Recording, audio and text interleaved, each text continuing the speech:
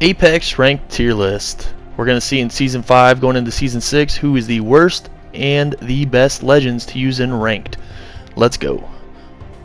Alright, to kick things off, we got to go with our poor boy Octane. You love him in pubs and you hate him in ranked. You know, they tried buffing his jump pad, giving him that double jump and giving him a speed boost.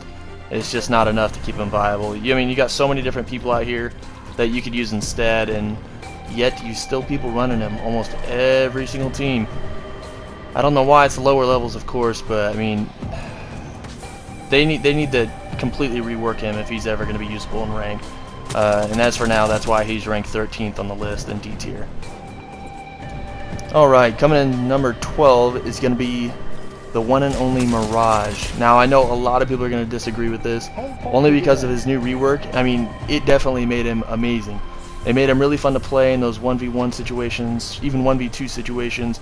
But in ranked, even though he has the invisible res and invisible redeploy, I really feel like you need something more in those high-level ranked games. You need people that are going to be able to help the team more in those sticky situations. And I just don't think he is enough of that yet. So that's why he's going to be this final person pulling up the rear in D tier. We're going to get on over to the next one now. Alright, bottom of C tier is going to be number 11 with Loba. I mean, I don't feel like a lot of people are going to disagree with this. She's just kind of, you know, average. You know, I feel like maybe if they buffed her ultimate a little bit, it would bring her up just a little. But for the most part, I feel like, you know, she's going to be C tier. She has her tactical, her bracelet, which is pretty cool. It gets her in and out when it works. But even if it was to work all the time, I would still keep her in C. You know, she can get you those purple shields, but for the most part, she's going to need that herself. So it's not really helping the team much unless she already has all this stuff to begin with. And her ultimate, getting 2 items is cool, but still, I feel like you need more. And that's why she's going to be at the bottom of C tier. Moving on up to number 10, also in C tier, we're going to have Bangalore. Honestly, probably one of the most well-rounded legends in the game, but I would still put her in middle C tier. Her smoke is great, you know, gets you in and out of situations, give you cover. Paired with a Bloodhound or a digital threat, you know, sight, it's deadly.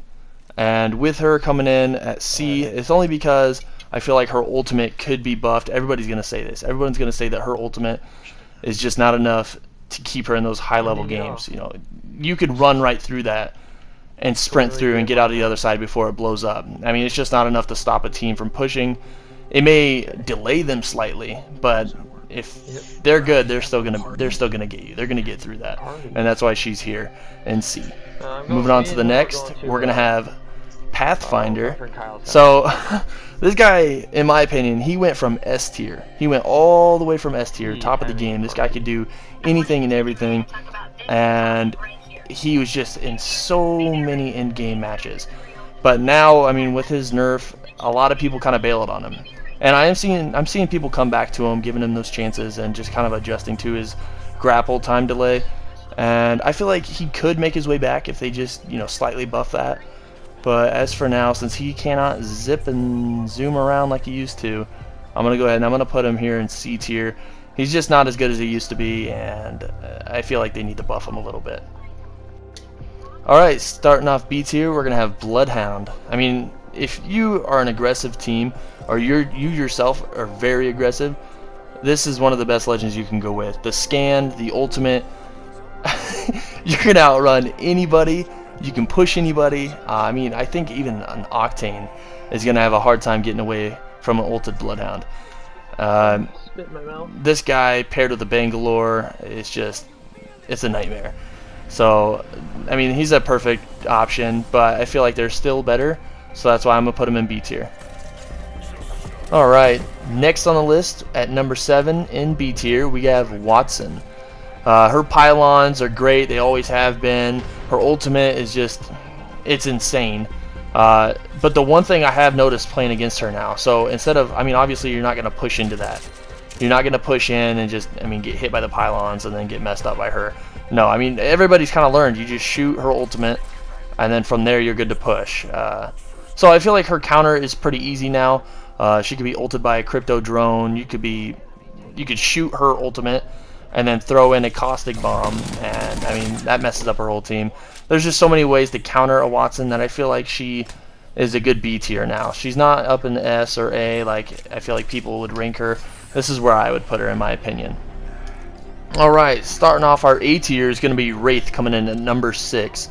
I don't know how many people might disagree with this. I feel like she will always be one of the best legends to use, and I'm not disagreeing with that at all. I just feel like there are still better legends to use in ranked as of today, going into the season 6. And you know, her Void, everyone says it was nerfed, some people say it was buffed. I feel like it was just kind of like it wasn't an upgrade, it was just a change.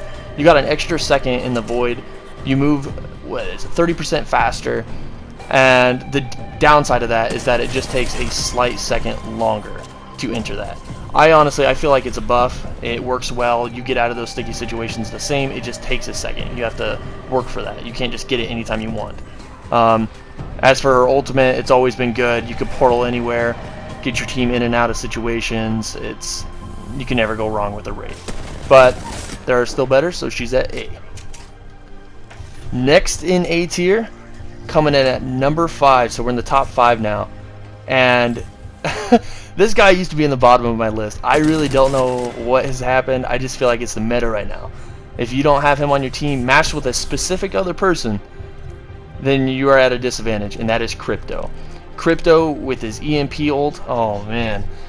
You get an EMP coming in matched with a Revenant push, and you are done. Your team, I mean, your odds of winning that fight just decreased significantly. The fact that he can get your banners whenever you're down with his drone. I mean, he could just fly right in, grab your stuff, get out, no fight. He could see how many groups are in the area. I mean, all this stuff that I used to take for granted. I always thought, I was like, oh man, I got a Crypto on my team. But now, if someone knows how to play him, that's the thing.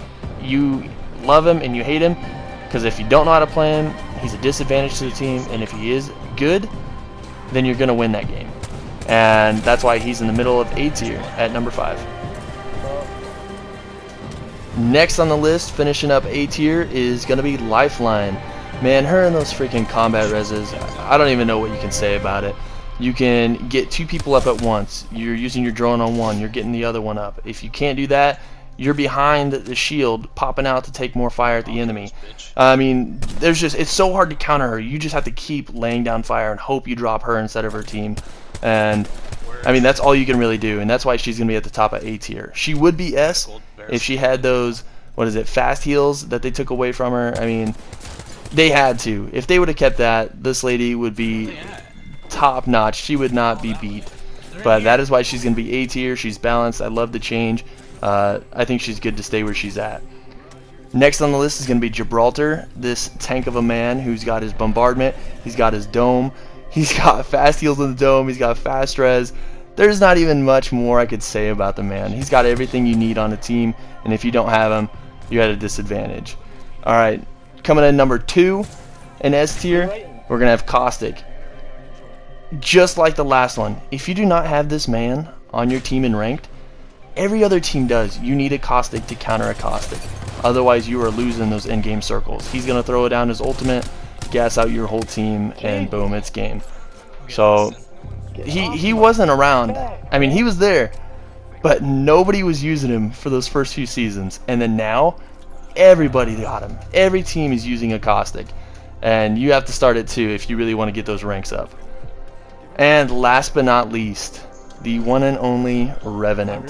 The guy who came into the game weak as hell. Freaking coming back from his ultimate with 1 HP. Was it 1 HP or 10 HP? Either way, it was not enough. And people were getting wrecked out there. But now coming back with 50 HP plus your full shields that you went in with. It's just, if you get hit by a Revenant push and a Crypto ult, the chances of you surviving, it's just like I said earlier, is so slim it's insane. Crypto takes 50 shields, Revenant comes in with 100 health to take you out, just to get sent back with only missing 50 health and ready to push again. It is insane. And that is why I honestly think running Revenant, if you have a Revenant, a Crypto, and a Gibraltar, or a Revenant, Crypto, Wraith, I mean, Caustic, any of those guys I've been saying at the top S and A tier, you match up 2 of those S tier and 1 of those A's, you are winning the game. Your chances of winning just went up like crazy. So, I mean, that's the end of my game here. I've been running Revenant and Caustic like crazy. Like I said, I was a Octane main in pubs for the longest time just for fun, but I mean, you just got to know when to move on and do new things just so you can get those high ranks and play with your friends better and not be the guy holding your team back. But yeah, that's all for now. If you guys liked and enjoyed it, I mean, leave a like, subscribe. If you disagree with anything, which of course you will because these are my opinions, just leave a comment. Tell me what you think the tier list should be in your opinion, which is the best and which is the worst. But yeah, as for now, this is my first time making a tier list ever, so I hope you enjoyed, and peace out.